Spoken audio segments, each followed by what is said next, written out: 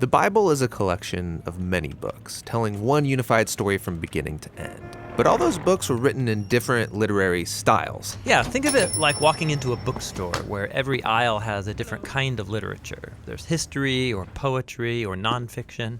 And when you choose an aisle and pick up a book, you're going to have very different expectations, different things that you're looking for. Right, they're all literature, but they communicate in really different ways. Yes, and so the same thing is true for the Bible. If you don't pay attention to what style it's written in, you will miss out on the brilliance of each book. So, what are the main types of literature in the Bible? Well, first and foremost is narrative. It makes up a whopping 43% of the Bible. After that is poetry, which is 33% of the Bible.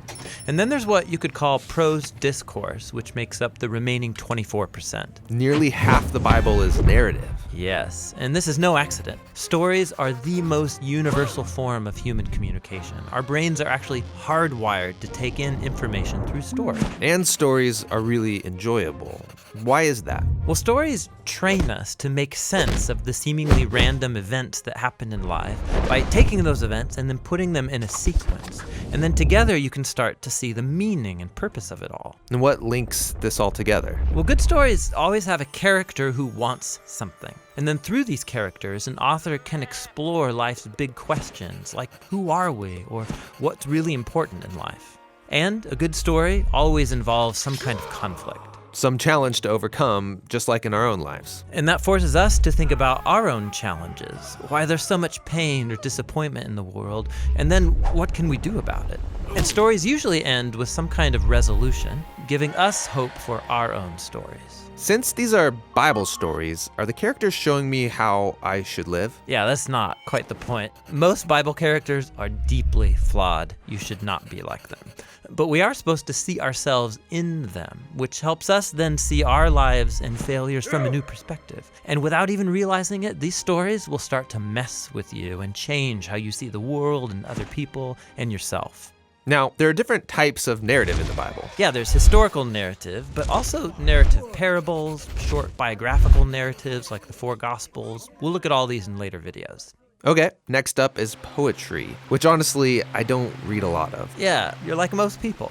But 1 out of every 3 chapters in the Bible is poetry. Yeah, why so much poetry? Well, poems mainly speak through dense, creative language, linking together images to help us envision the world differently. Poems use lots of metaphor to evoke your emotions and your imagination. Lots of fancy language, but wouldn't it be easier just to tell me what I need to know? Well, think about it. In life, we tend to form mental ruts, and we think in these familiar, well-worn paths that are very hard to get out of through logic or reasoning.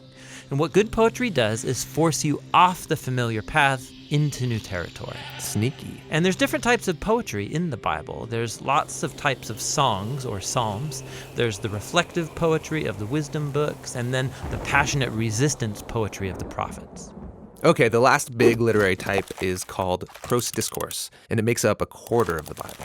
Yeah, these are speeches, letters, or essays. And the focus here is building a sequence of ideas or thoughts into one linear argument that requires a logical response. Like, hey, have you thought about this thing? You should also consider how it connects to this other thing. And if you do, then you will see that this is the result. And in light of that conclusion, therefore, you should probably stop doing that one thing so that this other thing will be the outcome. So you're persuading me with reason. Yeah, discourse forces you to think logically and consistently and then do something about it. Biblical discourse is found in law collections, in wisdom literature, and the letters written by the apostles. Okay, so each book of the Bible has one literary style. No, actually most books have a primary literary style, like narrative, for example, but then embedded in the narrative, you'll come across poems or parables or a collection of laws. Every biblical book is a unique combination of literary styles. And to read that book well, I need to be familiar with each literary type and how it works. Yeah, so you know what to pay attention to and what questions you should ask. But before we look at each type, there's one more unifying feature of biblical literature that's really important and really cool. And that's what we'll explore next.